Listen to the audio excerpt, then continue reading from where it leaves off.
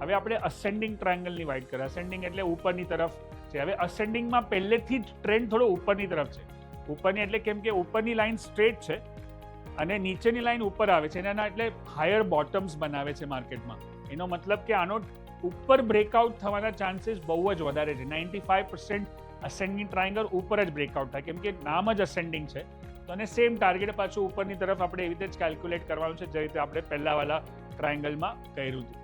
Ascending triangle, તો ascending triangle બની જાય એટલે આપણે રેડી થઈ જવું જોઈએ કે આપણે આમાં બાય કરશું. પણ પાછું આમાં શું થઈ શકે કે આપણે ઉતાવળમાં કરીએ અને એન્ટિસિપેશનમાં કરીએ તો ઘણીવાર આપણે ફસાઈ શકીએ, ઘણીવાર ફોલ્સ બ્રેકઆઉટ થઈ શકે, ઘણીવાર બહુ લાંબો ટ્રાયંગલ ચાલી જાય અને આપણે કંટાળી જઈએ.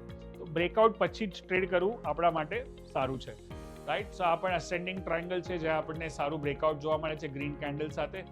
અને ઓલમોસ્ટ તમે જોશો તો આ ડેઇલી ચાર્ટ પર છે ને 3-4 મહિના માટે આ સાઇડવેઝ હતું, ને પછી જેવું બ્રેકઆઉટ આવ્યું પછી એની ચાલ એકદમ ફાસ્ટ થઈ ગઈ.